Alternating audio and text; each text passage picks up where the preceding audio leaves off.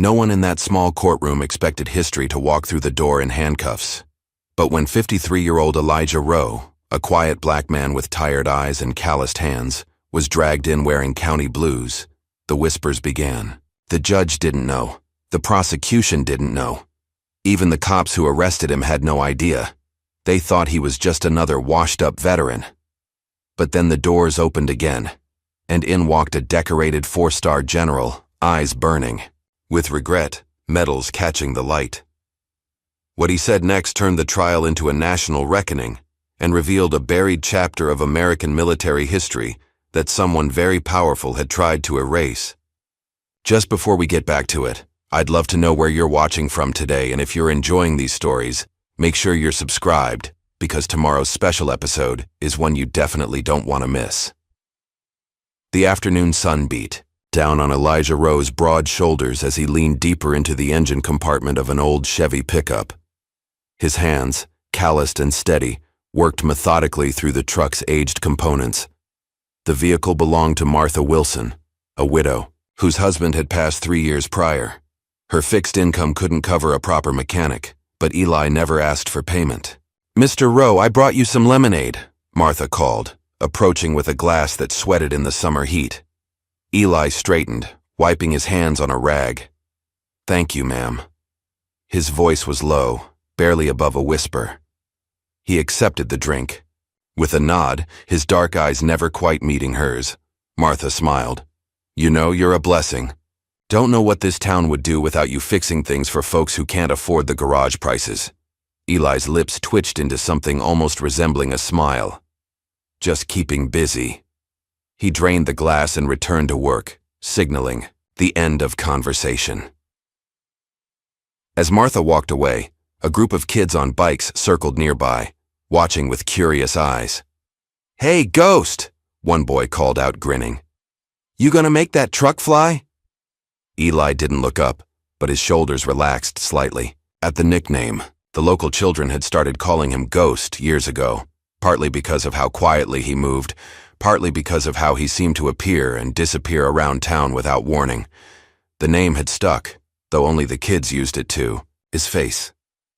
By late afternoon, the truck was running again. Eli closed the hood with a solid thunk and started walking toward Miller's Diner on Main Street. His routine rarely varied: fix things during the day, eat at Miller's in the evening, return to his small house on the outskirts of town by nightfall. The diner's bell jingled as he entered. Conversation dimmed momentarily as heads turned, then resumed. Eli slid into his usual booth by the window, ordered his usual black coffee and meatloaf special, and sat in silence. 20 minutes into his meal, the diner's door swung open violently. A red-faced white man in his 40s stumbled in, reeking of alcohol. Behind him, hovering uncertainly in the doorway, stood an older man in weathered fatigues with a patchy beard. "Get lost, you bum!" the drunk man shouted, turning to the doorway. "Nobody wants your kind begging around here." The man in fatigues flinched. His hands trembled as he clutched a faded veteran's cap. "I just wanted a cup of coffee," the veteran mumbled. "I got money." "Yeah, right," the drunk sneered, pushing the veteran back. "Go sleep it off under a bridge." The diner fell silent. Eli watched, his fork suspended halfway to his mouth. His eyes narrowed slightly, the only indication that his attention had shifted. When the drunk shoved the veteran again, harder this time, Eli stood. He moved with surprising grace for a man his size, appearing suddenly between the two men. Without a word, he held out his sandwich to the veteran. "This isn't your business, buddy," the drunk slurred, puffing up his chest. Eli didn't respond. He simply stood there, sandwich extended, body positioned as a human shield between the drunk and the veteran. "Thanks, brother," the veteran whispered, accepting the food with shaking hands. "I'm talking to you." The drunk jabbed a finger into Eli's chest. Eli looked down at the finger, then back up, his expression unchanged. "You should go home," he said quietly. "Sleep it off." The drunk's face contorted with rage. "Don't tell me what to do, you—" The diner's door opened again, and Officer Trevor Banks stepped in. Young, with a permanent scowl and something to prove, Banks had developed a reputation for being overzealous, particularly with the town's black residents. "What's going on here?" Banks demanded, hand resting on his belt. "This guy's causing trouble," the drunk said immediately, pointing at Eli. "Threatening me." "He's lying," said Susan, the diner's waitress. "That drunk was harassing a homeless vet, and Mr. Rowe was just helping." Banks barely glanced at Susan, his attention fixed on Eli. "ID," he demanded, palm out. Eli stood motionless, eyes steady on Banks. "You don't want to do this," he said softly. Banks stiffened. "Excuse me? Is that a threat?" "No," Eli replied. "Just a fact. ID. Now." Banks's hand shifted to his holster. Several diners had pulled out phones recording. An older man near the counter stood up. "Officer, there's no problem here. Eli was just—" "Sir, step back," Banks barked, never taking his eyes off Eli. "Last time. ID or you're under arrest." Eli slowly reached for his wallet, every movement deliberate, telegraphed. Banks watched him like he was defusing a bomb.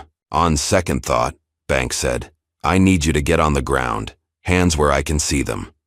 A murmur rippled through the diner. Eli hesitated, looking around at the growing crowd. Children pressed their faces against the window from outside. For a moment, indecision flickered across his face, the first real emotion he'd shown. "Now!" Banks shouted, drawing his weapon. Eli dropped to his knees, then lay flat on his stomach. As Banks roughly applied handcuffs, a man at the counter, a veteran with a Vietnam War cap, stared at Eli with dawning recognition. "Wait a minute," the veteran muttered. "I know this man." But Banks was already reciting Miranda rights, marching Eli out to his patrol car. At the station, the booking process was mechanical. Fingerprinting, mugshot, charge sheet, resisting arrest, disturbing the peace. Eli said nothing throughout. His silence seemed to unnerve the deputies. As his prints were processed, a computer screen flashed red. An urgent alert from a Department of Defense database popped up, requesting immediate verification and demanding the subject be held for federal questioning. Sheriff Dean Patterson glanced at the screen and snorted. "Another tech glitch. System's been acting up all week." He clicked dismiss and continued processing Eli into a holding cell. Across town, Detective James J.D. Dupree, one of 2 black detectives in the department, was finishing paperwork when the arrest report crossed his desk. Something about the name caught his attention. "Elijah Rowe," he murmured, typing the name into his database. What came back made his eyebrows rise. A heavily redacted file, most entries blacked out, and a DOD seal restricting access. J.D. leaned back, stroking his goatee. Well, who are you, Mr. Rowe?" He made a few calls to old contacts, speaking, in low tones. With each call, his expression grew more troubled. In Atlanta, late that night, Maya Rowe's phone buzzed with a text from an unknown number. "They arrested the ghost." Maya froze. The wine glass in her hand slipped, shattering on her apartment floor.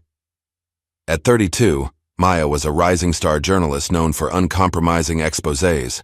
She hadn't spoken to her father in years, not since she'd left home for college, rejecting his silence and the growing distance between them. "Dad," she whispered to her empty apartment, "what have you done?"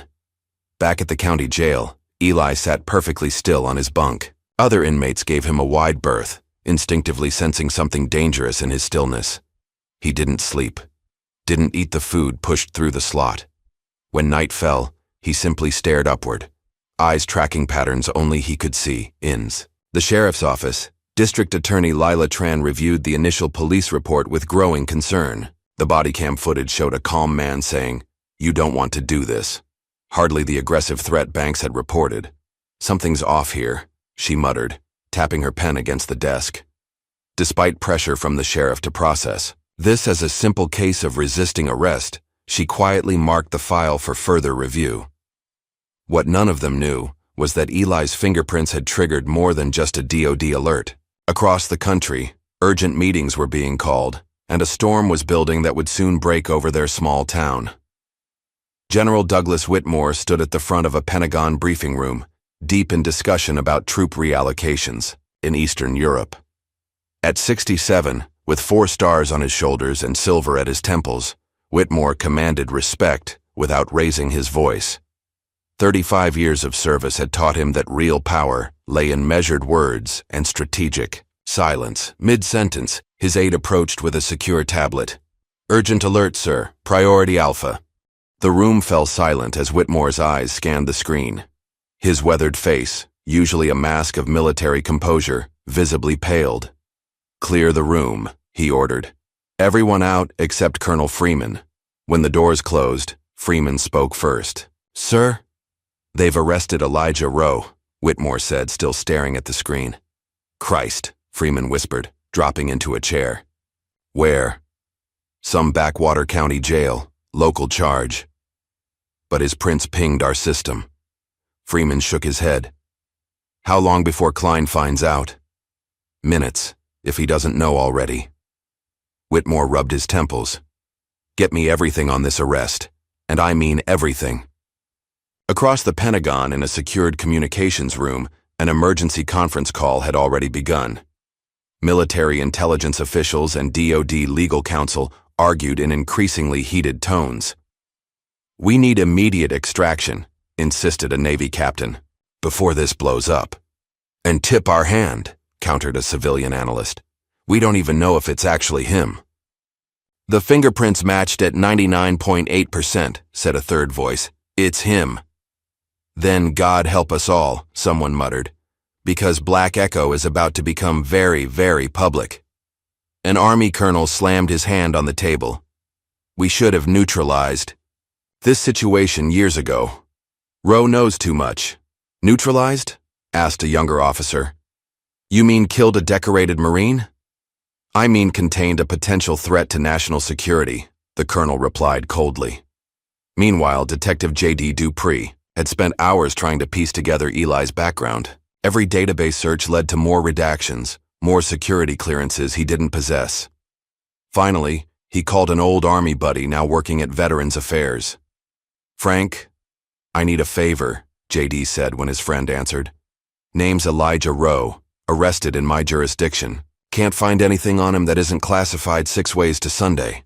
A long pause followed. "J.D., you need to walk away from this one." "You know him?" Another pause. "Not personally, but I've heard stories." "What kind of stories?" "The kind that don't get told," Frank replied. "Listen to me carefully.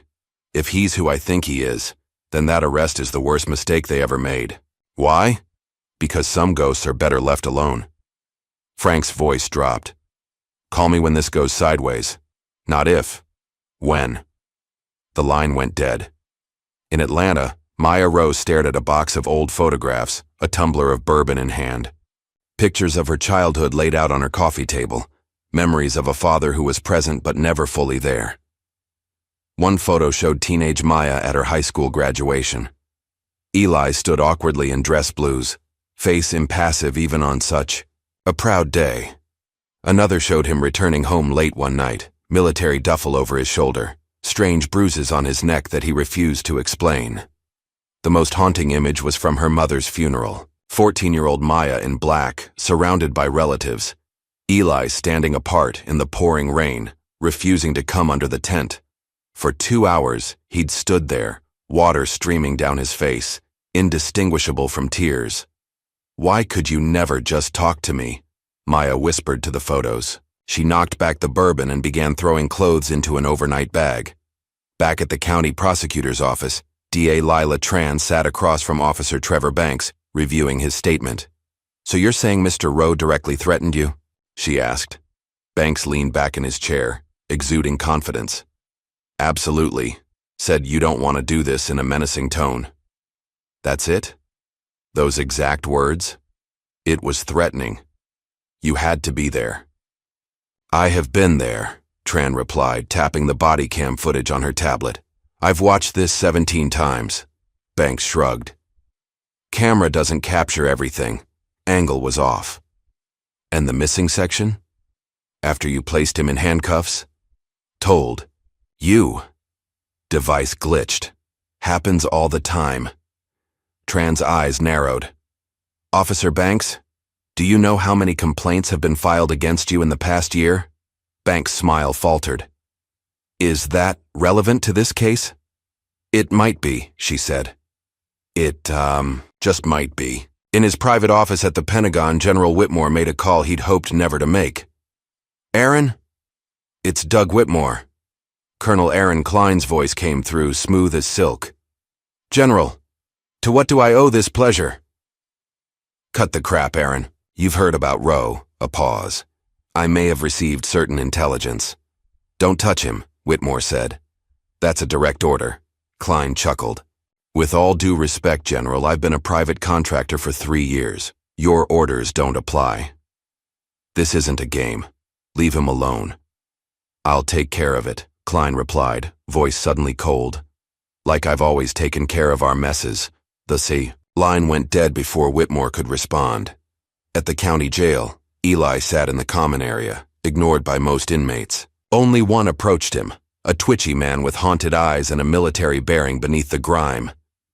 Staff Sergeant Thomas Green, the man whispered, hand instinctively forming a salute. 82nd Airborne. Sir, I know who you are. Eli's eyes flicked, up, assessing the man. At ease, Sergeant. They said you were dead, Green continued, voice barely audible. That mission in Whiskey Sierra, Eli interrupted, using old code. Ears everywhere. Green nodded rapidly, understanding. What should I do? Watch the eastern wall, Eli murmured. When the thunder comes, keep your head down. Green's eyes widened, recognizing operational language. He nodded once, then retreated. Maya arrived in town late that night, checking into the only motel. First thing in the morning, she marched into the sheriff's office, press credentials displayed prominently. I'm here to interview Sheriff Patterson regarding the arrest of Elijah Rowe, she announced to the startled deputy at the front desk. The sheriff isn't taking interviews about ongoing cases, the deputy replied. Then I'll write that he refused comment on allegations of civil rights violations, Maya countered, already typing on her phone. Should make a compelling headline. The deputy's radio crackled. Sheriff says no press, came a voice. Maya smiled tightly. Tell Sheriff Patterson that Maya Rowe from the Atlanta Standard will be publishing her story with or without his input. The year. Deputy frowned. Rowe? Any relation to the prisoner? He's my father, Maya said calmly. And if you don't let me see him in the next hour, I'm calling every civil rights attorney in my contacts list. As the deputy scrambled to respond, Maya stepped outside and made a call. Ben? It's Maya. I need that favor. Yes, Pentagon-level clearance. I know it's risky, but it's my father. Detective J.D. Dupree had spent all night reviewing what little he could find on Eli Rowe. At 5 a.m., he walked into D.A. Tran's office looking exhausted. We have a problem, he said without preamble. Tran looked up from her own pile of paperwork. I'm listening. The man we're holding isn't just some veteran. I think he might be the ghost sniper. The what? It's a legend in military circles. A sniper so elite his missions were completely off books. Perfect accuracy, perfect discipline. Some say he had hundreds of kills, but officially, he doesn't exist. Tran leaned back. And you think Elijah Rowe is this ghost? Everything fits. The redacted files, the DOD alerts, my contacts' reactions. J.D. placed his hands on her desk. Lila, if this is the ghost sniper I think it is, then you're sitting on a time bomb, and we all better start running or start digging. You believe he's dangerous? I believe people will do dangerous things to keep him quiet. J.D. glanced at the window. And they're already here. Outside the sheriff's office, a black SUV with government plates had parked across the street. 2 men in suits sat inside, watching the building. That night, as the jail settled into darkness, the security cameras flickered briefly. Had anyone been watching the monitors, they would have seen a millisecond of static before the system resumed normal operation. But the system wasn't normal anymore. Someone was now watching through those cameras, studying every angle of Eli Rowe's cell, analyzing every movement of the jail staff. The pieces were in motion, the board was set, and a storm was brewing that would soon break over the quiet town, washing away the foundations of secrets built on decades of silence. Eli Rowe, the ghost, sat motionless on his bunk, eyes open in the darkness. Waiting. Always waiting. The Alabama heat pressed down like a weighted blanket as Maya Rowe parked outside Pete's roadside bar. A neon beer sign flickered in the window, struggling against the midday sun. This was her third stop on a journey that had taken her across 3 states in 2 days. Inside, the bar was nearly empty. A few scattered patrons nursed drinks in dark corners, while ceiling fans pushed around stale air. Maya spotted her target, immediately. A heavyset man with a Marine Corps tattoo visible beneath his rolled-up sleeve. "Mark Willis?" she asked, sliding onto the bar stool beside him. The man looked up, suspicious. "Who's asking?" "Maya Rowe." She watched his reaction carefully. Elijah Rowe's daughter. Willis's beer bottle froze halfway to his lips. "Eli has a daughter? Disappointed?" "Surprised," Willis corrected. "Your father never mentioned family, not once in 4 years." "That sounds like him," Maya replied bitterly. "I need to know about Operation Black Echo." Willis's face drained of color. He glanced around the bar, then leaned in. "Lady, I don't know what you're talking about." "Yes, you do." Maya pulled out her phone, showing him news headlines about Eli's arrest.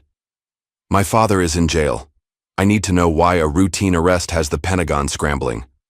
Willis drained his beer, signaling for another. "You need to let this go." "Not happening. You don't understand what you're poking at." "Then explain it to me." The bartender delivered another beer. Willis waited until he walked away.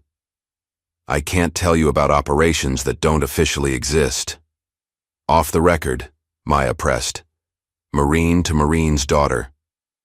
Willis studied her face, Eli's eyes staring back at him. Finally, he sighed. "Your father saved my life. Sierra Leone, 2009. Operation Black Echo."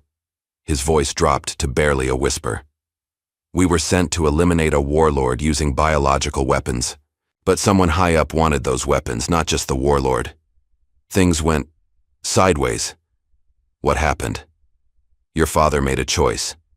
Saved 47 civilians, including children. Disobeyed direct orders to do it." Willis's hands trembled slightly. "I've never seen anything like it. One man moving through hell like a ghost. And they punished him for it? Worse. They buried it. Buried him. Made him invisible." Willis looked up, eyes haunted. If they're coming for him now, it means someone's afraid of what he knows. Back in her motel room, Maya scribbled frantically in her notebook. 4 Marines had told similar stories, each reluctant at first, each eventually breaking under her persistent questioning. They painted a picture of her father she barely recognized, a man of extraordinary skill and unexpected mercy. Across town, DA Lila Tran sat in her darkened office, reviewing the mysteriously returned body cam footage. The timestamps showed gaps, sections missing that should have captured crucial moments of Eli's arrest. Her phone rang, displaying a government area code. When she answered, the voice on the other end was clipped and authoritative. "Ms. Tran, this is Special Agent Carter, Department of Homeland Security. We understand you're reviewing evidence in the Elijah Rowe case." "And how would you know that?" Tran asked, immediately on guard. "That's not important. What's important is that pursuing this case could compromise national security matters. Are you instructing me to drop a legitimate investigation? I'm advising you that continuing down this path would be unwise for your career and potentially dangerous. Is that a threat, Agent Carter?" "That's reality, Ms. Tran. Some doors should remain closed." The line went dead. Tran stared at the phone, then at the fragmentary footage. Whatever was happening went far beyond a simple arrest. In a luxurious office overlooking the Potomac, Colonel Aaron Klein briefed a small team of private intelligence contractors.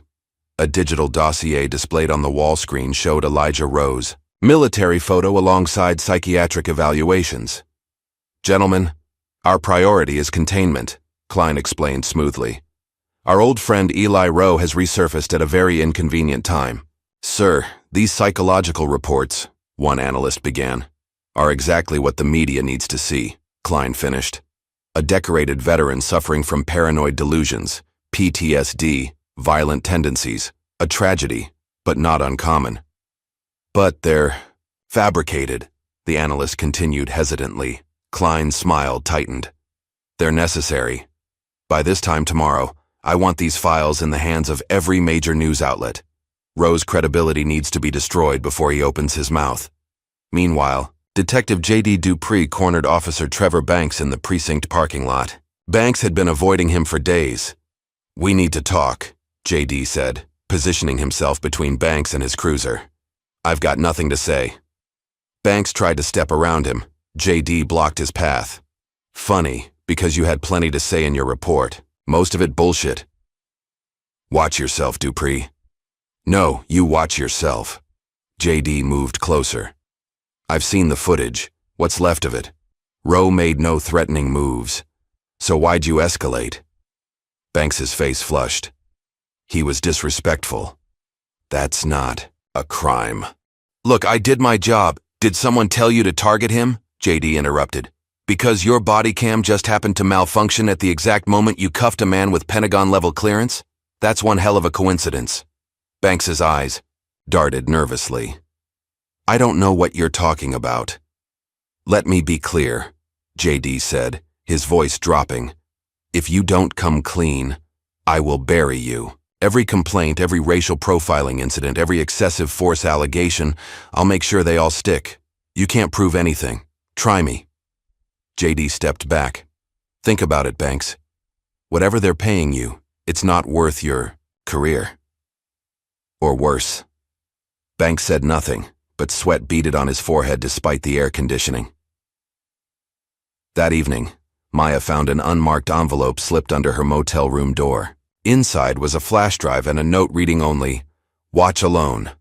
The video showed a haggard man in his 50s speaking directly to the camera. "My name is William Foster, former intelligence analyst. I worked with Colonel Aaron Klein and Elijah Rowe during Operation Black Echo. What I'm about to say will likely get me killed, but the truth needs to come out." Foster detailed a mission gone horrifically wrong. Biological weapons tested on villages, civilians used as experimental subjects, evidence destroyed. Rowe refused to participate. He went rogue, saved who he could. Klein never forgave him for exposing the operation's true purpose. The video ended with Foster looking nervously over his shoulder. "If you're watching this, I'm probably already dead. They monitor everything. Klein has connections everywhere. Tell Rowe, tell him I'm sorry I stayed silent so long." Maya searched online and found that William Foster had died 3 days after recording the video. A single car accident on an empty road.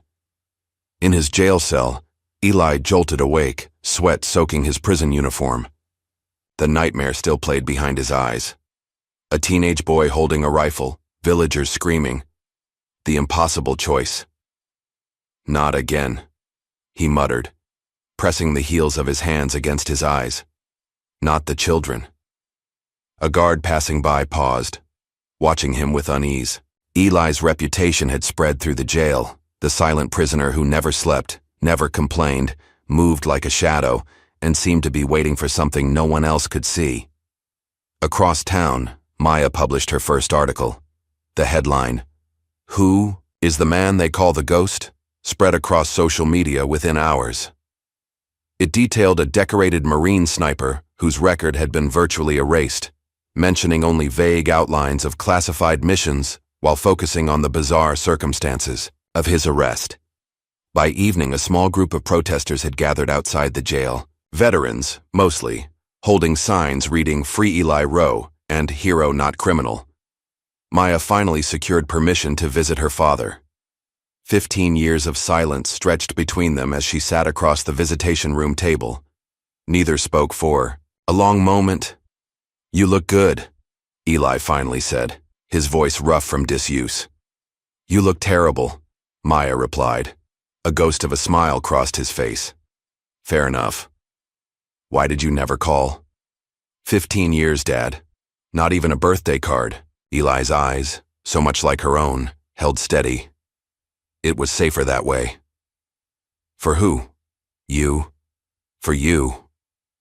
He leaned forward slightly. "Some wars don't end, Maya. Some enemies don't forget. That's not good enough. Anger welled up, years of abandonment, crystallizing. Mom died and you just checked out like you chose war over us. I chose silence, Eli corrected softly. So you could live a life without looking over your shoulder. Maya blinked back unexpected tears. Well, I'm looking now. And I'm not stopping until I know everything. As Maya left the jail, she didn't notice the motel clerk watching her, or how he immediately made a call once she was out of sight. That night, a nondescript sedan pulled into town. The driver, an elderly man in civilian clothes, checked into the same motel as Maya, requesting a room with a view of the street. General Douglas Whitmore, posing as a retired accountant, had decided that official channels were moving too slowly. He placed a sealed envelope addressed to District Attorney Lila Tran in the motel manager's hand, along with $200. Make sure this reaches her personally, tomorrow morning. Across town in the county jail, a new face appeared claiming to be Eli's court-appointed defender. The guards waved him through without checking credentials, a fatal mistake. In the interview room, the fake attorney placed his briefcase on the table. Mr. Rowe, I'm here to discuss your case. Eli's expression didn't change. No, you're not. The man smiled thinly. Perhaps we could speak privately. He gestured toward the camera in the corner. They can't hear us, Eli said. But they can see us. Unfortunate. The man's hand moved toward his briefcase. What happened next was so fast the camera barely captured it. Eli's hand shot across the table, immobilizing the man's wrist. In the same fluid motion, he rose and used his free hand to slam the man's head against the table. The briefcase clattered to the floor, revealing a syringe that rolled out. Guards rushed in to find Eli calmly seated while the fake attorney lay unconscious. He's not a lawyer, Eli told the stunned sheriff. Check his credentials, and that syringe. Later, as they led the still-dazed would-be assassin away, Eli delivered a message. Tell your people next time, send someone I didn't train. Maya's investigation exploded onto national news. Cable networks ran constant updates on the handcuffed hero story, showing drone footage of the small-town jail surrounded by growing crowds of protesters and media trucks. Officer Trevor Banks was placed on administrative leave pending investigation. His avoidance of cameras only fueled speculation about his role in the increasingly suspicious arrest. In her office, District Attorney Lila Tran drafted an emergency motion. Her legal assistant Rachel looked over her shoulder with concern. "No, emergency pretrial hearing? With a full media blackout?" Rachel asked. "The press will go ballistic."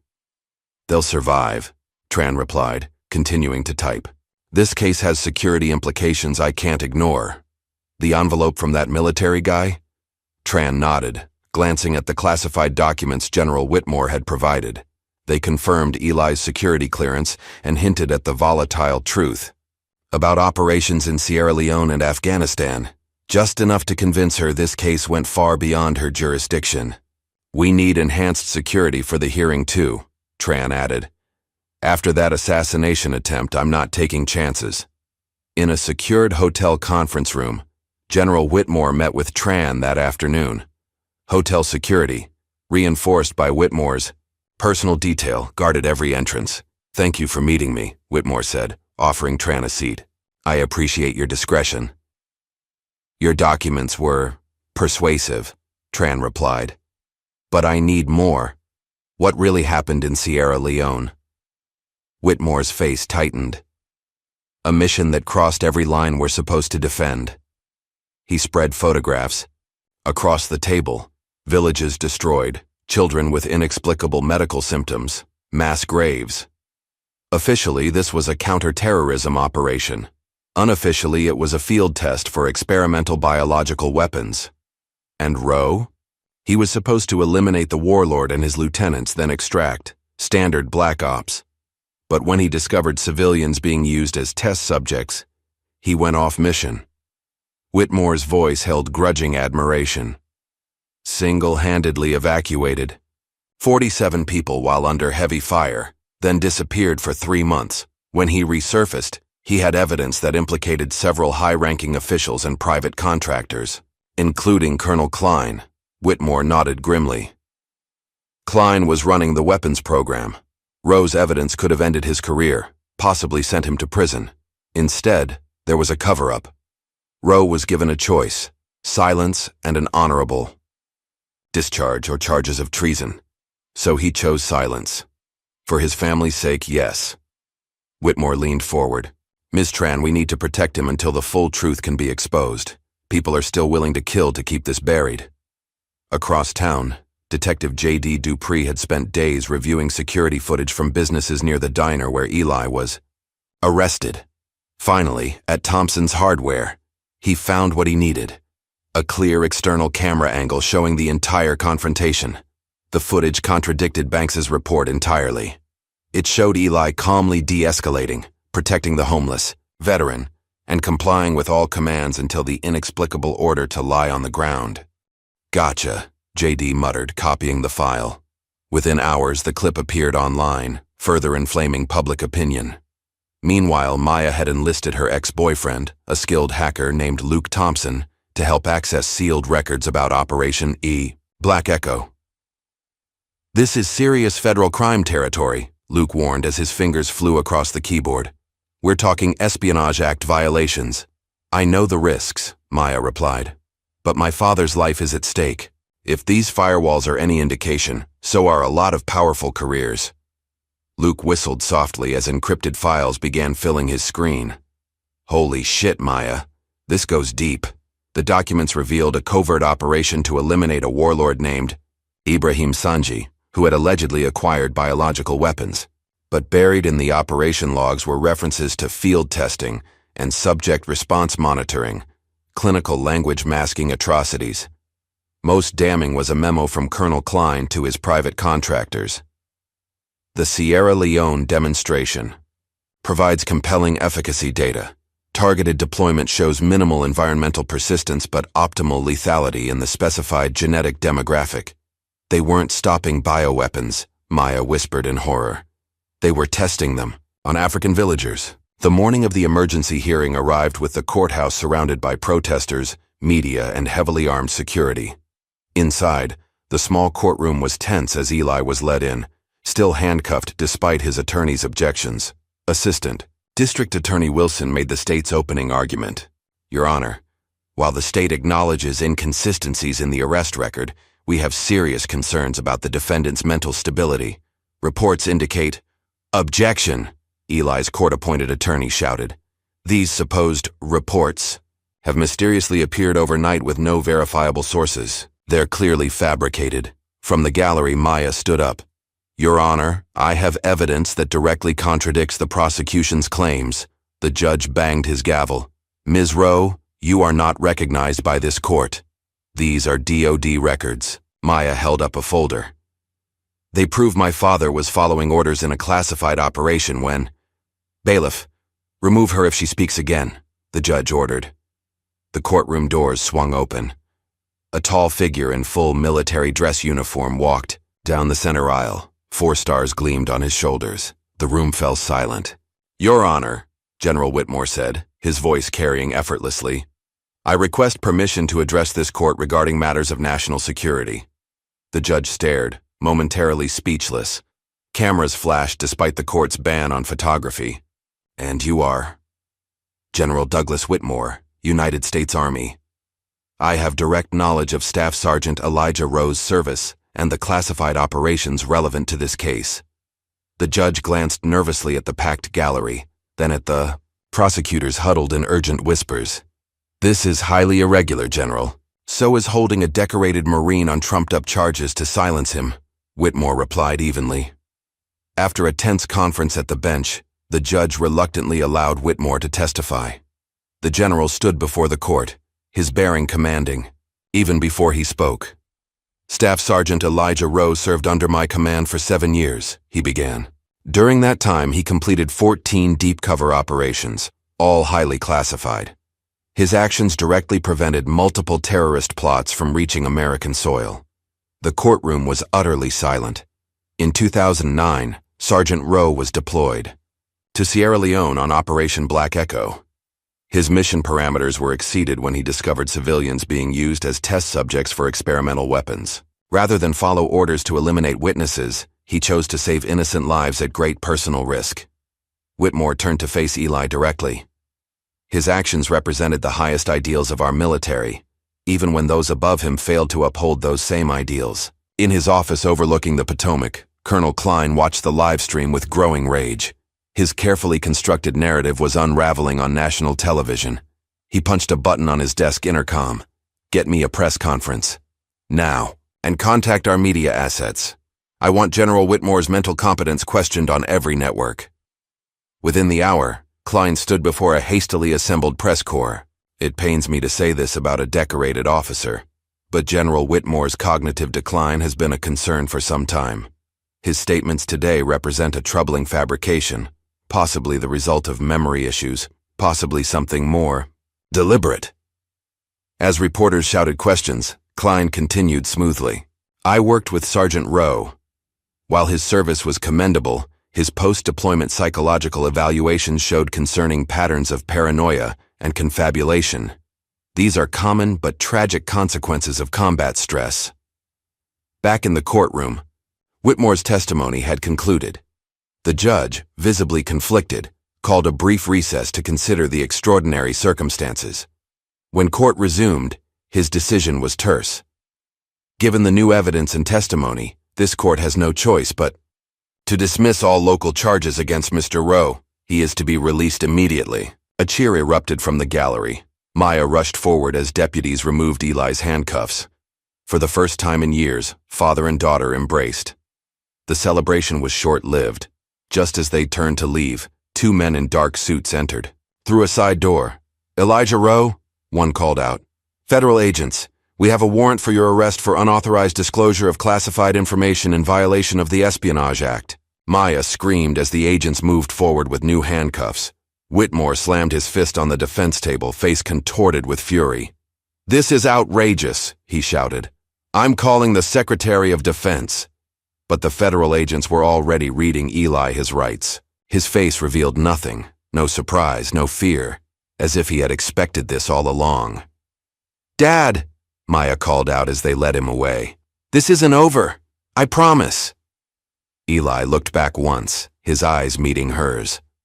For the first time, Maya saw something. There beyond his usual stoicism, a flicker of pride, and something that might have been hope. As the courtroom erupted in chaos, JD grabbed Maya's arm. "They're taking him to a federal holding facility, but this is just the beginning." "Of what?" she asked, watching her father disappear through the door. "Of the real fight," JD replied grimly. "They just made their biggest mistake yet. Now everyone's watching." Outside, news helicopters circled above the courthouse, broadcasting the scene to a nation suddenly captivated by the story of a silent hero and the growing evidence of a conspiracy that reached into the highest levels of power. The storm had broken, and it was only gathering strength. The federal detention center known as Station Gray existed on no official maps. Located in a desert region classified as a restricted military testing range, the facility specialized in housing individuals deemed threats to national security. Its slate-colored walls rose from the barren landscape like a fortress, devoid of markings or identification. This was where they brought Elijah Rowe. The transport vehicle rolled through 3 checkpoints before reaching the main entrance. Eli sat silently, shackles on his wrists and ankles, as armed guards transferred him from the vehicle into a sterile processing area. "Prisoner 0547, announced a stern-faced woman in an unmarked uniform. "High security protocol." They stripped him, decontaminated him, gave him a gray jumpsuit with no insignia, and marched him through a labyrinth of identical corridors. His new cell was 8 by 10 feet, with a single bed bolted to the floor, a stainless steel toilet, and a camera watching from each corner. No windows. No clock. No way to mark the passage of time. In Washington, General Whitmore stormed through the Pentagon corridors, his aides struggling to keep pace. "Get me Secretary Walsh," he demanded, entering his office, "and find out who authorized that. Federal warrant." "Sir," His aide replied hesitantly. The secretary's office says he's unavailable for the foreseeable future. Unavailable? Whitmore's voice was dangerously quiet. A decorated Marine has been black-bagged to a site that officially doesn't exist, and the Secretary of Defense is unavailable? There's more, sir. This just came from the Joint Chiefs. The aide handed over a secure tablet. Whitmore's face darkened as he read. They're suggesting I take immediate retirement, for health and personal reasons. They've scheduled a press conference for tomorrow. Whitmore slammed the tablet down. Like hell they have. Just as he reached for the phone, his private line rang. The caller ID showed a Department of Homeland Security prefix. Whitmore, he answered sharply. General, came a smooth voice. This is Director Phillips from the Intelligence Oversight Committee. I'm calling to strongly advise you to discontinue your personal crusade regarding Sergeant Rowe. Is that a threat, Director? It's a reminder that you've dedicated your life to serving this country. Don't sacrifice that legacy for one man, especially one with Rowe's complicated history. Take the retirement package. Enjoy your grandchildren. The line went dead before Whitmore could respond. In Atlanta, Maya sat in her empty apartment, surrounded by empty coffee cups and scattered notes. 3 days since her father's second arrest, and she'd hit nothing but walls. Her editor had pulled her from the story due to personal involvement. Her calls to federal agencies went unreturned. Even her most reliable sources had gone silent. Her phone rang, displaying JD's number.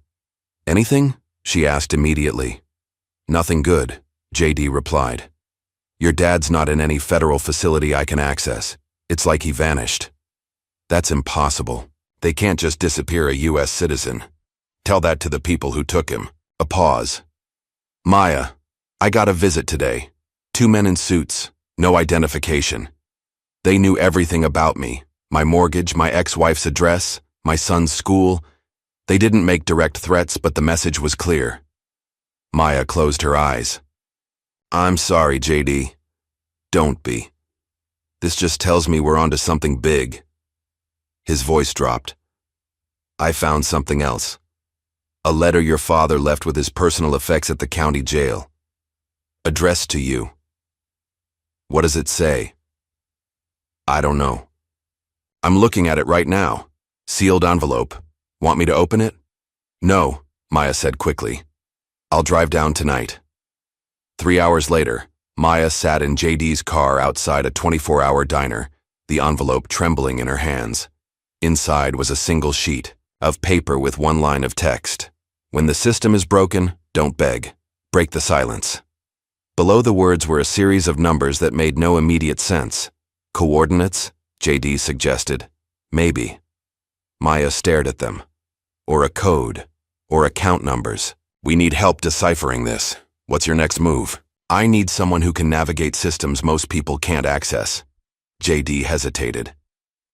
I might know someone, but she doesn't come cheap, and she doesn't exactly work within legal boundaries. At this point, I'll take whatever help I can get. The next day, they met Zuri Washington in a coffee shop several towns away. With close-cropped hair, multiple ear piercings, and intelligence that radiated from her sharp eyes, the young woman assessed Maya with open skepticism. So you want me to hack federal systems to find your missing daddy? Zuri's fingers never stopped moving on her laptop. That's about 12 federal offenses before breakfast. I can pay, Maya began. It's not about money, Zuri cut her off. It's about risk. Last time I helped the government, they tried to throw me in prison. Only reason I'm free is I had insurance policies, files that would auto-release if I disappeared. This isn't for the government, Maya insisted. It's against them, or at least against the people abusing their power within it. Zuri's fingers paused. What's the operation name again? Black Echo. A flicker of recognition crossed Zuri's face. Army intelligence contracted me years ago to secure communications for something with Echo in the code name. Paid triple my normal rate for triple the encryption. Will you help us?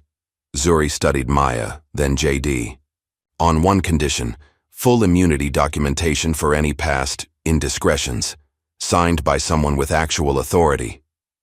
JD nodded slowly. I think I know who might be willing. At Station Gray, Eli sat motionless on his bed as the cell door opened.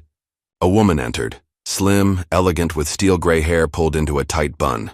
Her eyes were the color of winter ice. Sergeant Rowe, she said, pulling up the room's single chair.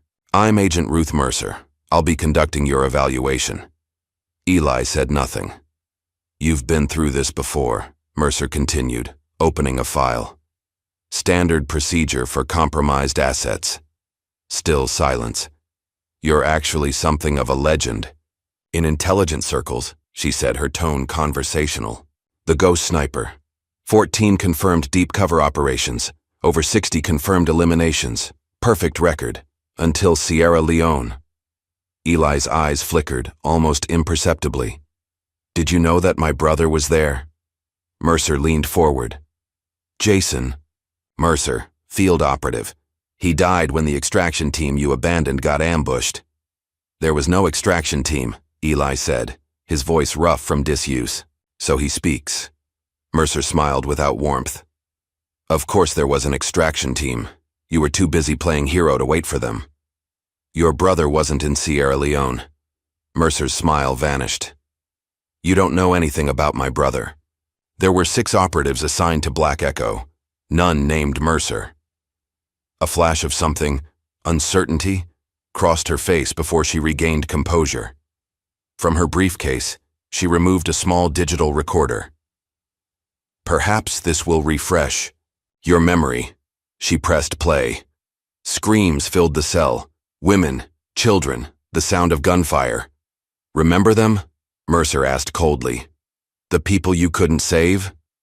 Eli's face remained impassive, but a muscle in his jaw tightened almost imperceptibly. Or how about this? She played another recording, a woman's voice, distressed, calling for help. Maya? Eli jerked forward, eyes suddenly wild. Mercer clicked off the recording. Don't worry, your daughter is fine. For now. That was just a simulation. But it's interesting how quickly you respond to certain stimuli, isn't it? Eli settled back, his momentary lapse of control gone, but something had changed. Behind his eyes, a storm was brewing. Meanwhile, Zuri had set up operations in a rented cabin outside cell service range. Surrounded by computer equipment, she worked, with focused intensity, while Maya and JD provided whatever support they could. Federal systems are a nightmare, Zuri muttered, fingers flying across multiple keyboards. But everybody leaves footprints, even Black Ops. After 36 hours of work, she let out a victorious whoop. Got something. Requisition orders for a transport to a facility called Station Gray. Coordinates match an environmental testing. Range in Nevada. That's it, Maya said. That's where they're holding him. Zuri pulled up satellite imagery. Bad news is, this place is Fort Knox on steroids. Triple perimeter security, signal jammers, and if I'm reading this right, a full tactical response team on site 24/7, so we can't get him out, JD said grimly. Not without an army, Zuri confirmed. Maya stared at the images. Then we need to make it so toxic they have to let him out. Back at Station Gray, Eli lay on his bed, staring at the ceiling. Days of isolation, sleep deprivation, and psychological pressure had taken their toll. In the darkness of his cell, shadows shifted and coalesced into figures from his past. He saw the faces of men he'd killed, women he'd failed to save, children caught in crossfire. And one face in particular, a young girl in Sierra Leone, no more than 14, clutching a rifle nearly as tall as herself.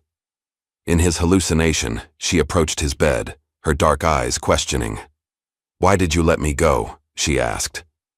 Why did you disobey? Eli closed his eyes, but the visions continued. You were a child, he whispered to the empty room. Just a child. In his mind, he was back in the compound in Sierra Leone. The mission: eliminate the warlord Kosa and all his lieutenants, including his teenage soldiers. But when Eli had his rifle trained on the young girl, the last surviving fighter after his assault, he couldn't pull the trigger. Instead, he'd lowered his weapon, given her water, and told her to run. That choice had changed everything. It had led him to discover the testing facility, the 6 civilians, the American scientists taking notes as people died from experimental bioweapons. In his delirium, Eli began scratching at the wall with his fingernails, leaving traces of blood, as he etched a series of coordinates, the location of a mass grave that contained evidence the cleanup teams had missed. Evidence that could still bring down the people behind Black Echo, if anyone knew where to look. In Washington, Maya had arranged to meet Colonel Klein under the pretense of an exclusive interview. With a hidden recorder running, she sat across from him in an upscale restaurant. "It's a shame about General Whitmore's declining health," Klein said smoothly. "Early onset dementia is a terrible thing." "Is that the official story now?" Maya asked, keeping her tone professional despite her disgust. "It's the truth, Ms. Rowe. Just as it's true that your father, while heroic in many ways, suffered severe psychological trauma during his service." "Interesting. Because I've interviewed 7 members of his unit, and they all describe him as the most stable, disciplined soldier they'd ever served with." Klein's smile remained fixed. "Combat affects different people in different ways, often years later. Like the combat in Sierra Leone, during Operation Black Echo?" A flicker of tension crossed Klein's face before he composed himself. "I'm not familiar with that operation name." "Really? Because I have documents with your signature, authorizing the deployment of experimental bioweapons against civilian populations."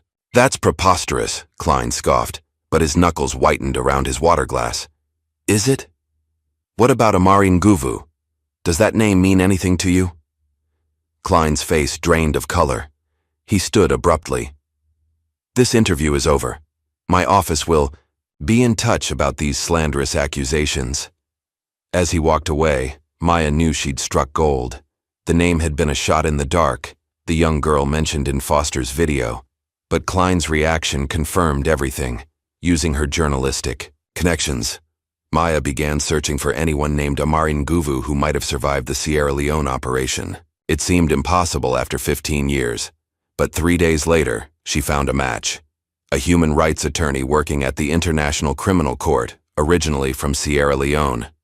Zuri, meanwhile, had performed what she called the most beautiful hack of my career, a brief surgical intrusion into the Pentagon's live communication system that captured 45 seconds of an encrypted video conference.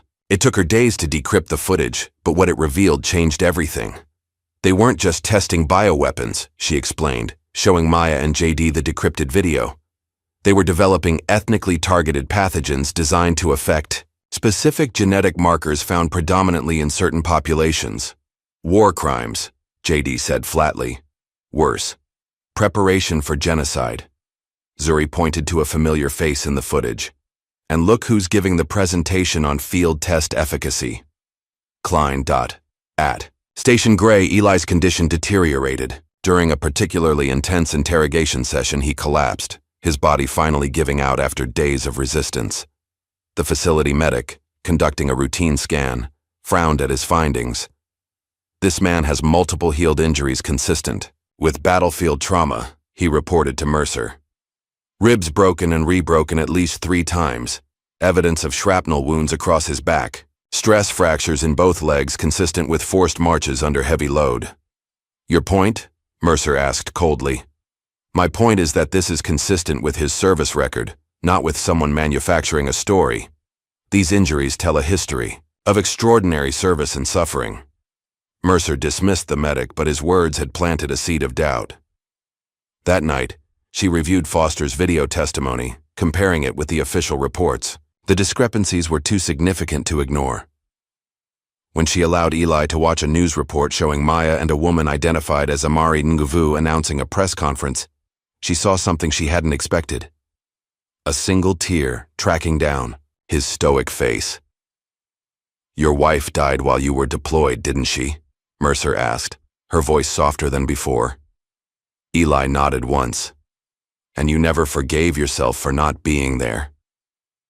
"I was following orders," he whispered, "serving my country." "While they used you for their own agenda," Mercer stood abruptly. "Get some rest, Sergeant. Tomorrow will be difficult." In his secure compound outside Washington, Klein watched the announcement of the upcoming press conference with mounting panic. Maya rose, standing beside Amari Nguvu, the living embodiment of his greatest mistake, threatened everything he'd built. Neutralize the problem, he ordered his head of security. Make it look like an accident during transport. Sir, the media spotlight is intense right now, the man cautioned. I don't care. This ends now. Klein turned to his computer, drafting orders for Eli's immediate transfer from Station Gray, a transfer that would end with a tragic escape attempt. What Klein didn't know was that Zuri had placed a monitoring algorithm on his network. The moment the transfer orders were drafted, she received an alert. They're moving him, she told Maya urgently. Tomorrow morning, and based on the encrypted language, they don't plan for him to arrive. We need to stop that transport, JD said. We can't, Zuri replied. Not physically, but we can make it politically impossible. Her fingers flew across her keyboard. I'm releasing everything, right now. Every document, every video, every name. Maya nodded grimly. Do it. By dawn, the story had exploded. Every major news outlet ran breaking coverage of the Black Echo files. Thousands of classified documents detailing biological weapons testing, cover-ups, and the heroic actions of a Marine who had sacrificed his career to save innocent lives. Hashtags like Sound Free Eli Rowe and Black Eco Truth trended worldwide. Veterans groups organized protests outside federal buildings. Congressional representatives from both parties demanded answers. General Whitmore, who had refused the retirement package, leveraged his considerable influence to secure an emergency federal injunction against Eli's transfer. On the grounds of imminent danger to the prisoner, his attorney argued before a hastily convened federal judge, and substantial evidence of a conspiracy to silence a material witness to war crimes. The judge, reviewing the flood of documents now in the public domain, granted the injunction. At Station Gray, Mercer received the order to halt the transfer with visible relief. Something had shifted in her, a recognition that she'd been on the wrong side of history. When armed federal marshals arrived with transfer papers signed by the Attorney General himself, she personally escorted Eli to the exit, whispering, "I'm sorry about your wife," as they parted. Outside the facility, a crowd had gathered. Press, protesters, and in the front, Maya, standing beside General Whitmore and a dignified African woman, Amari Nguvu. Eli emerged from the building, squinting in the sunlight, thinner, stubbled, but unbowed. The crowd erupted in cheers as he descended the steps. Reporters shouted questions, cameras flashed, but Eli remained silent until he reached Maya. Father and daughter embraced tightly, years of distance dissolving in that moment. When he finally spoke, looking up at the sky, his voice carried clearly through the sudden hush. Now you see. Across town, JD was missing the reunion. Hours earlier, he'd been grabbed outside his apartment, beaten, and taken to an abandoned warehouse. Klein's men wanted to know what evidence remained unreleased, what insurance policies Zuri had established. Despite the pain, JD revealed nothing. You're too late, he told them through bloodied lips. It's all out there now. Everyone knows. The ETIOP lead interrogator, a former special ops soldier named Brock Taylor, grew increasingly frustrated. Klein says you're holding back, something about coordinates. Where are they? JD managed a pained smile. Who says there are coordinates? Taylor nodded to his associate, who delivered another blow to JD's already bruised ribs. We know Rowe passed something to his daughter. Numbers, locations. We need them. I don't know what you're talking about, JD gasped. Then maybe we need to ask the daughter directly, Taylor suggested. She's at Station Gray now, completely exposed. Fear flashed across JD's face before he could control it. She doesn't know anything. We'll see. Taylor checked his watch. You've got 1 hour to remember those coordinates, or we move on to Maya Rowe. Meanwhile, Zuri had been monitoring JD's phone GPS. When it remained stationary for over 3 hours in an industrial area, she knew something was wrong. His signal's coming from this warehouse district, she told Maya over a secure line after the Station Gray reunion. He's missed 3 check-ins. Klein's people, Maya said immediately. Dad, They've got JD. Eli's expression hardened. How many men does Whitmore have with him? 4. Private security, former special forces. Not enough. Eli turned to Whitmore. I need your team, and I need weapons. You just got released from federal custody, Whitmore cautioned. Another incident could... They have JD, Eli interrupted, and they'll come for Maya next. Whitmore hesitated only a moment before nodding. Andrews, get the gear from the trunk, full tactical kit. Within 30 minutes, Eli had transformed from recently released prisoner to combat operator. Dressed in black tactical gear, weapons checked with mechanical precision, he briefed the small rescue team with cold efficiency. 5 heat signatures, inside the building, Zuri reported from her laptop, having hacked into the city's thermal imaging system. 4 moving, 1 stationary. That's probably JD. They'll expect a frontal assault, Eli told the team. We'll use their expectations against them. Andrews and Wilson create a diversion at the main entrance.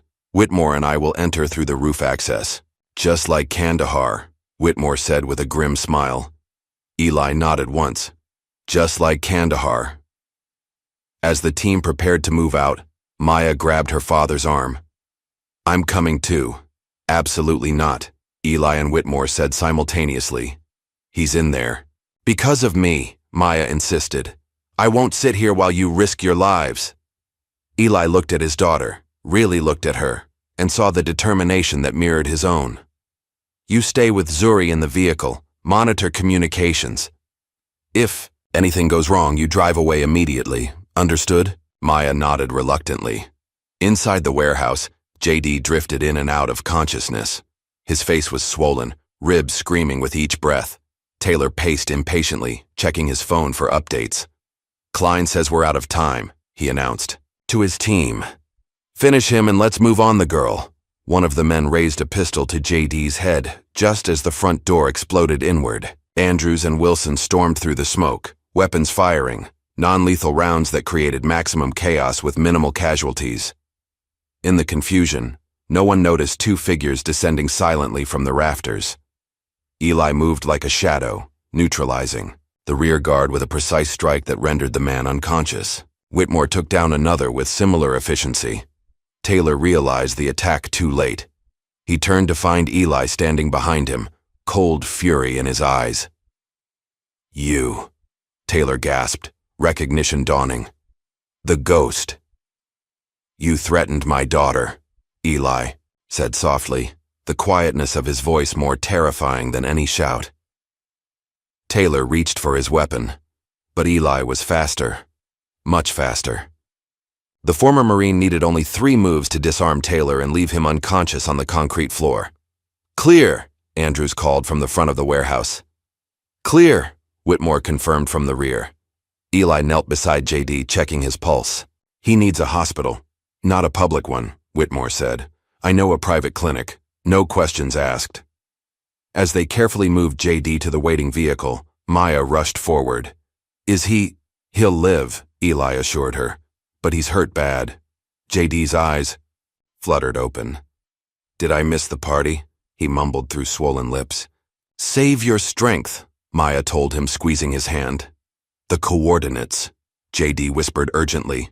Taylor kept asking about coordinates. They're important. Whatever your father scratched into that wall. Eli's expression changed. They found them. Found what? Maya asked. Evidence. I buried it before extraction. Bodies with tissue samples proving the weapons testing. Serial numbers that can be traced back to American labs. GPS logs that place Klein at the test sites. Eli looked grim. If they're still looking for it, it means they never found it. And it's still there? Whitmore asked incredulously. After 15 years? In a sealed case, 20 feet underground, Eli confirmed. The cleanup team searched for days, but the jungle reclaimed the area quickly. Only I know the exact location. This changes everything, Maya said. With physical evidence, we could... An explosion rocked the street outside. 2 black SUVs screeched to a halt in front of the warehouse, disgorging armed men in tactical gear. Klein's private army, Whitmore said grimly. Andrews, get the package out through the back. Everyone else, defensive positions. No, Eli countermanded. Everyone leaves now, I'll delay them. Dad, no, Maya protested. You have what you need, Eli told her calmly. The coordinates. The story. Get JD to safety and finish this. Before she could argue further, Whitmore pulled her toward the rear exit. He's right. This is what he does best. The last thing Maya saw as they escaped was her father melting into the shadows of the warehouse, a ghost once more, preparing to face impossible odds. 3 days later, the congressional hearing convened in an atmosphere of unprecedented tension. Security was tripled after the warehouse incident, which had made national news when Klein's private military contractors engaged in a firefight with an unknown assailant who had somehow managed to incapacitate 6 trained operatives before disappearing. Maya sat in the front row of the gallery, her heart in her throat. Beside her, Amari Nguvu reviewed her prepared testimony one last time. JD, still recovering, watched the proceedings via secure video link from Whitmore's private clinic. There had been no word from Eli since the warehouse. Maya alternated between hope and despair hourly. Colonel Klein entered flanked by attorneys and security. He looked confident, unaffected by the storm swirling around him. His media campaign had been relentless, portraying Eli as mentally unstable, Whitmore as suffering cognitive decline, and the entire Black Echo narrative as a conspiracy theory. The committee chair called the hearing to order. Today we continue our investigation into allegations regarding Operation Black Echo and related classified activities.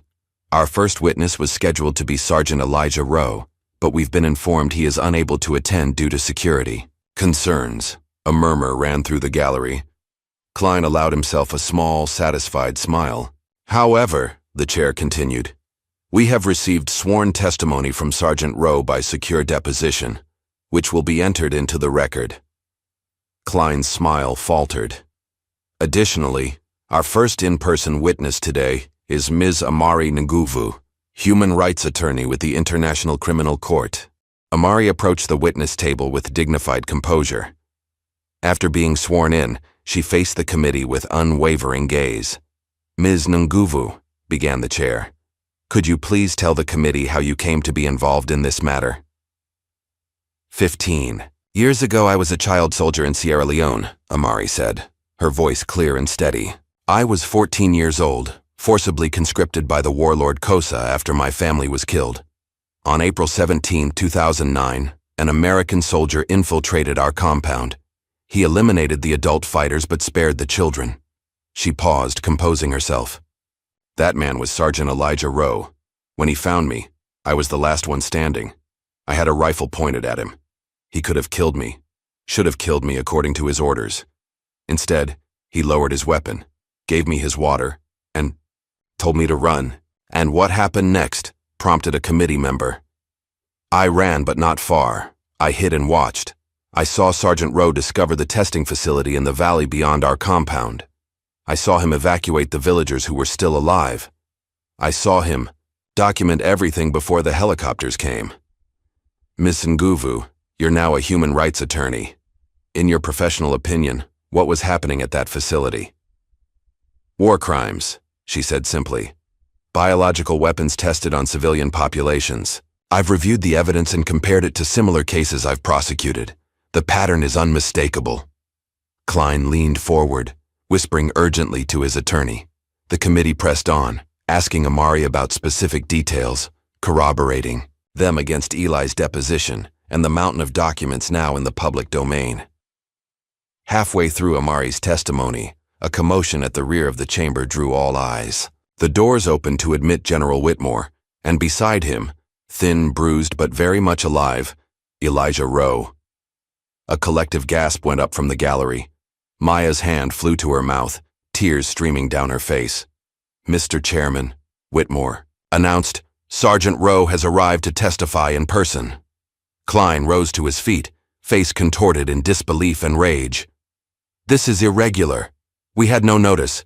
Sit down, Colonel, the chair ordered. The committee will hear Sergeant Rowe.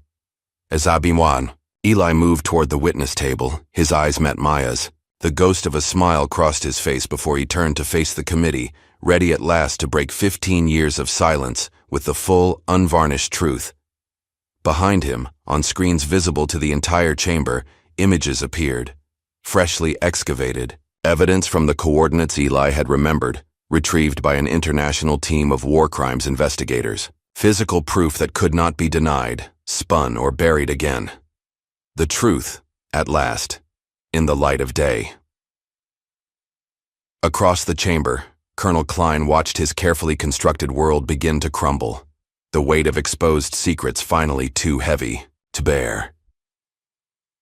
The morning dawned crisp and clear as the gates of Station Gray opened for the last time. A convoy of vehicles rolled out, black SUVs flanking an unmarked sedan. Inside sat Elijah Rowe, finally free after weeks of detention and interrogation. The road leading from the facility had transformed overnight. What had been empty desert was now lined with people. Veterans in uniform standing at attention, protesters, with signs, media vans with satellite dishes reaching skyward. Word had spread, and America had come to witness the Ghost Walk free. The convoy slowed as it approached the improvised checkpoint where Maya stood with Amari Nguvu and General Whitmore. Secret Service agents had established a perimeter, keeping the crowds back, but allowing this small welcoming committee to approach. When the sedan door opened, Eli emerged, squinting into the sunlight. He wore simple civilian clothes, jeans and a button-down shirt that hung loose on his frame. Weeks of detention had left him thinner, his cheekbones more pronounced, but his posture remained military straight. Maya moved first, crossing the invisible boundary between them. For a moment they simply looked at each other, as if relearning familiar features. Then they embraced, his arms wrapping around her with careful gentleness, as though she might dissolve if he held too tight. "You're really free?" she whispered into his shoulder. "For now," he replied, his deep voice rough with emotion. Whitmore approached next, executing a formal salute that Eli returned with precision despite his civilian status. No words were needed between the men who had sacrificed so much. Lastly, Amari Nguvu stepped forward. The striking lawyer extended her hand, which Eli took in both of his. "The girl with the rifle," he said softly, recognition in his eyes. She nodded. "The man who showed mercy when he had every reason not to." Cameras clicked frantically, capturing the moment when the ghost finally stepped fully into the light. Someone shouted a question. "Sergeant Rowe, how does it feel to be free?" Eli gazed out at the gathered crowd, at the faces hungry for words, for explanation, for meaning. He had spent decades in silence, carrying burdens few could comprehend. Now the world waited for his voice. He looked up, eyes clear, and said simply, "Now you see." Those 3 words, broadcast across every network, became the rallying cry for what followed. Meanwhile, across state lines, Detective J.D. Dupree was fighting his own battle. After his rescue from Klein's men, he'd spent days in hospital recovering from broken ribs, a dislocated shoulder, and various contusions. The physical wounds were healing faster than the psychological ones. The warehouse where he'd been held contained evidence of other interrogations. People who hadn't been lucky enough to have friends looking for them. J.D. had insisted on being involved in the investigation despite his condition. "You need to rest," the doctor had told him. "I'll rest when Klein's entire network is dismantled," J.D. had replied. Now he sat in a safe house, surrounded by files and digital records, working with the FBI task force assigned to unraveling Klein's extensive operation. The work was difficult, the hours long, but every document connected another dot, revealed another accomplice. When the door opened unexpectedly, J.D. reached instinctively for his weapon before recognizing Maya and Zuri. "You're supposed to be at the press conference," he said, lowering his gun. "We wanted to see you first," Maya replied, embracing him carefully to avoid his injuries. "Dad's being debriefed by the DOJ. I have about 2 hours." Zuri hung back, eyeing the stacks of documents. "Amateur hour," she muttered, gesturing to the FBI's organized chaos. "I could have this digitized and cross-referenced in a day." "That's exactly why we're here," Maya said. "JD, we need your help. Dad's testimony is crucial, But Klein had too many friends in too many places. We need insurance. What kind of insurance?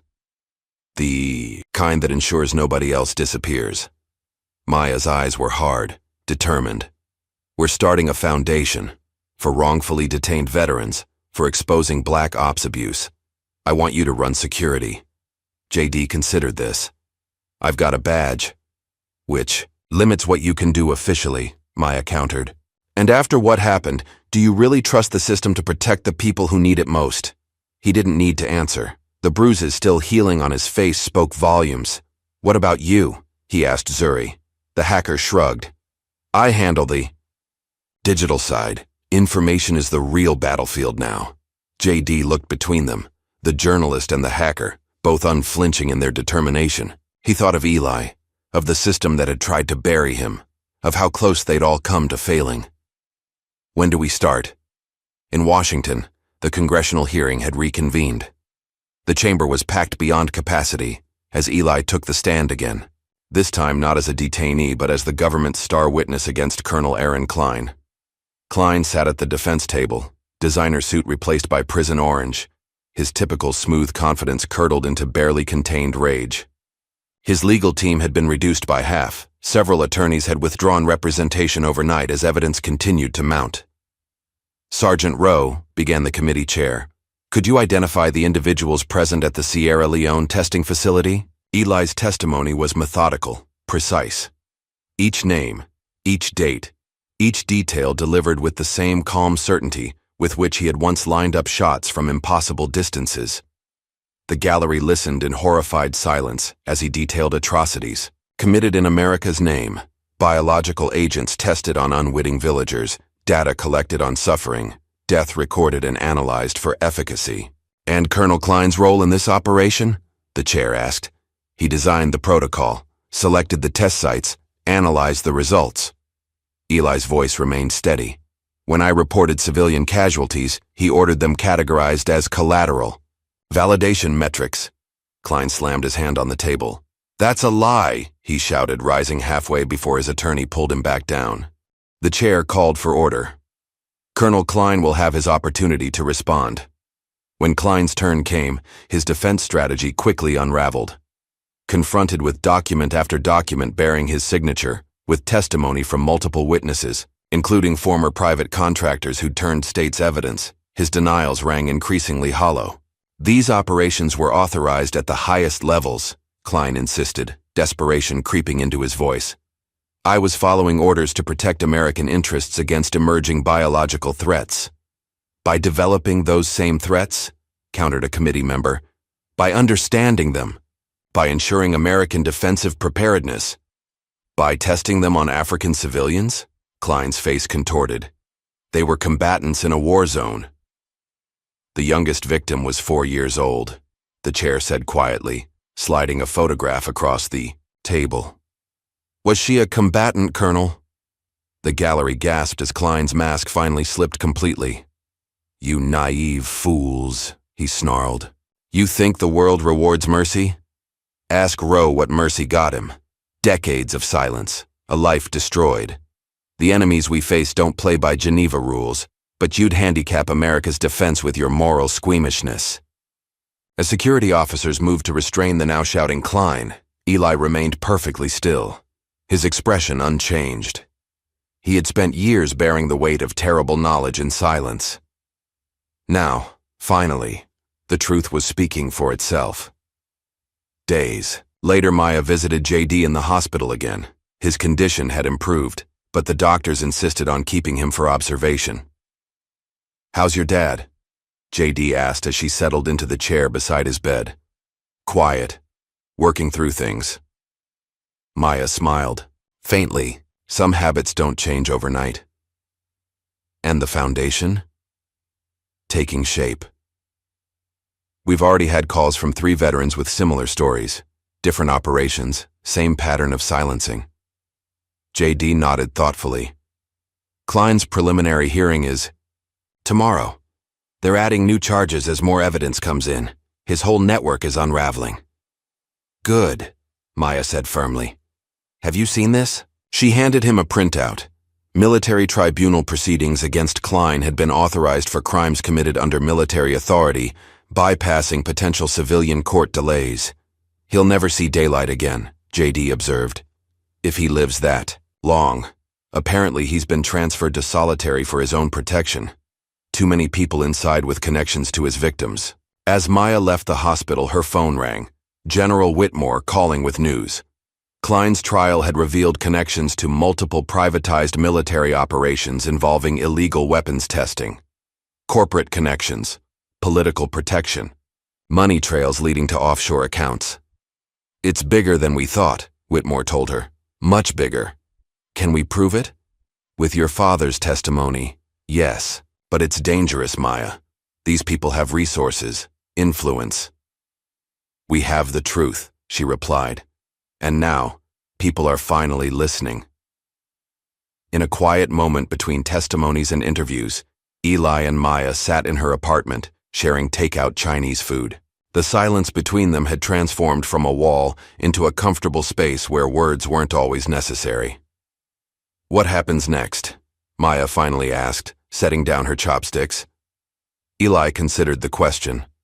Justice, hopefully, for the people who didn't survive to see it. And for you? After all this is over? He looked out the window, to the city lights below.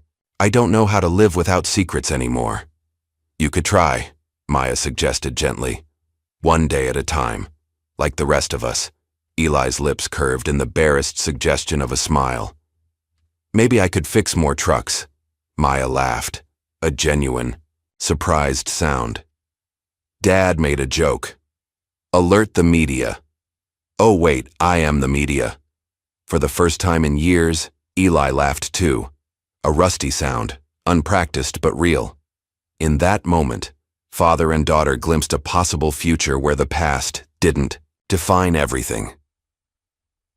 Later that week, Agent Ruth Mercer approached a podium at the Department of Justice. Camera flashes illuminated her severe features as she formally announced her resignation. I have served this country for 22 years, she began, voice steady. I believed that service sometimes required moral compromise in pursuit of security. I was wrong. She detailed systemic failures that had enabled operations like Black Echo, the compartmentalization of information, the lack of oversight, the culture of unquestioning obedience.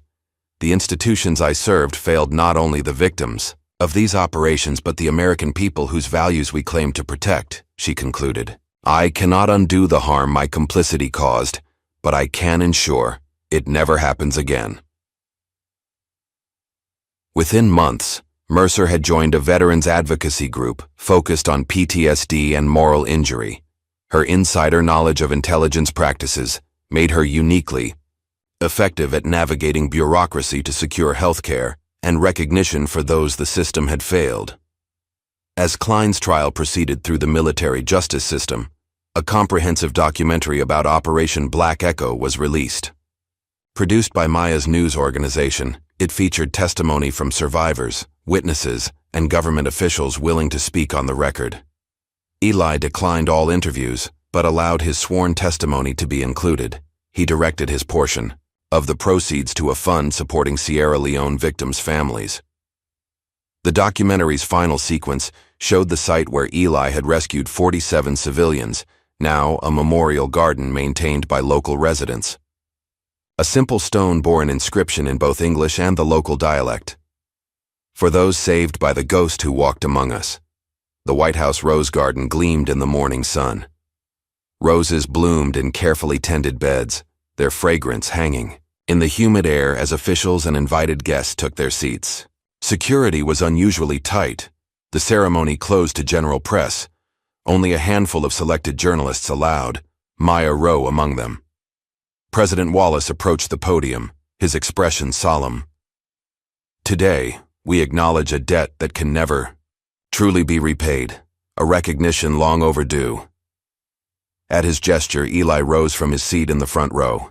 He wore a simple dark suit, his posture military straight. The president extended a blue velvet case. By the power vested in me as Commander-in-Chief, I hereby grant Elijah James Rowe a full presidential pardon for any actions taken in service to his country during Operation Black Echo and related classified missions. Eli accepted the case with a formal nod. When offered the microphone, he spoke briefly. I don't need a medal, sir, but I would request a scholarship in Sarah Rowe's name for children of veterans. The president seemed momentarily taken back before recovering. Consider it done, Sergeant. As the small crowd applauded, Maya captured the moment with her journalist's eye. Not just the ceremony, but her father's quiet dignity, his determination to redirect attention from himself to others who deserved recognition. 3 months later, the Maya Rowe Foundation opened its doors in a renovated brownstone in Washington. Its mission: to support wrongfully detained veterans and expose abuses of power in classified operations. Maya served as executive director, with J.D. heading security operations and Zuri managing their digital intelligence division. Their first case involved a Marine held incommunicado for 2 years after witnessing civilian casualties during a classified drone operation. Within 6 months, they had secured his release and exposed a pattern of silencing witnesses across multiple theaters of operation. The foundation quickly became known as a place where truth could safely emerge from shadows. On a cool autumn morning, Klein's final judgment was delivered in a military tribunal. Found guilty on multiple counts of war crimes, unauthorized weapons, development, and treason, he received life imprisonment without possibility of parole. As the verdict was read, Klein stared straight ahead, his face a mask of contempt. He never spoke publicly again, refusing all interview requests and declining to assist investigations into his collaborators. Weeks later, in Eli's hometown, General Whitmore and Ruth Mercer stood together at a ribbon-cutting ceremony. The renovated community center had been transformed into a specialized clinic for veterans dealing with PTSD and moral injury. We call it the Ghost's Haven, Whitmore announced to the gathered crowd, a place where those carrying invisible wounds can find healing and hope. Though invited, Eli did not attend the opening ceremony, but occasionally, in the months that followed, he would visit quietly, sitting with veterans who couldn't sleep, who saw things others couldn't see, who carried burdens civilians couldn't understand. He rarely spoke during these visits. His presence was enough, living proof that even the deepest wounds could heal given time and truth. In New York, at the Pulitzer Prize ceremony, Maya stood at the podium in an elegant black dress, her father watching proudly from the audience. This award belongs to every person who refused to accept silence as the final answer, she said, clutching the certificate. Sometimes the truth doesn't just set you free, it helps you finally come home. Her investigation into Black Echo and similar operations had exposed systematic abuses spanning decades and administrations. The resulting reforms in military oversight had become known as the Rowe Protocols, ensuring greater transparency and accountability in classified operations. Later that evening, at a small family celebration, Maya found her father standing alone on the hotel balcony, looking out over the city lights. "Penny for your thoughts?" she asked, joining him. "Just remembering," he replied softly. Sierra Leone, the moment everything changed. The memory played in his mind like footage he'd reviewed 1,000 times. Rain pouring through jungle canopy, mud sucking at his boots as he approached the compound. The teenage girl with the rifle, Amari, pointing it at him with trembling hands. He could have taken the shot. Should have, according to his orders. Instead, he'd lowered his weapon, reached slowly for his canteen and offered it to her. "Don't look back," he'd whispered as she took the water. "Just run." That choice, that moment of humanity in the midst of hell, had set everything in motion. The discovery of the testing facility, the decision to evacuate civilians, the evidence collected, the years of silence that followed, and finally, the reckoning. "Any regrets?" Maya asked, studying his profile in the city glow. Eli considered the question seriously, as he did all things. "Only that I didn't speak sooner. Maybe your mother would have understood why I had to stay silent." Maya touched his arm gently. "She knew you loved her, Dad," even when you couldn't explain why you were the way you were. In the office of the Foundation, Zuri monitored intelligence feeds with her typical intense focus. Something had triggered one of her algorithms, a pattern of encrypted communications using terminology similar to Black Echo protocols. The phrase Echo Reborn appeared in multiple intercepts from former associates of Klein, now operating in private military contracting. Whatever it was, it had begun accelerating after Klein's conviction, as if his imprisonment had been a signal rather than a deterrent. Zuri hesitated before alerting Maya. They had all earned some peace, but the truth didn't rest, and neither could those committed to protecting it. She saved the intercepts to a secure drive. Tomorrow would be soon enough to sound the alarm. Tonight was for celebration, for acknowledging how far they had come. At a military academy outside Washington, students gathered for General Whitmore's guest lecture on ethical leadership in combat situations. Now retired, Whitmore had found a new purpose in educating the next generation of officers. After his formal presentation, a cadet raised a hand. "Sir, given everything that happened with Operation Black Echo, do you regret your military service?" Whitmore considered the young man thoughtfully. "Not a day," he replied, "but I regret every silence we let last too long." His words were recorded by several cadets and quickly spread through military forums. In the following months, multiple service members came forward with their own stories of operations that had crossed ethical lines, creating a cultural shift toward accountability within the ranks. As spring arrived, Maya and Eli walked together, along a hillside path overlooking the town where it had all begun. Wildflowers dotted the grass, and birds called in the clear air. They moved in comfortable silence, their relationship rebuilt on new foundations of honesty and shared purpose. "They know who you are now," Maya said, pausing to look out over the vista. "The real you." Eli shook his head slightly. "No, now they know who you are." Maya looked at him questioningly. "My legacy isn't what I did in silence," he explained. "It's what you did by breaking it." The sentiment brought unexpected tears to Maya's eyes.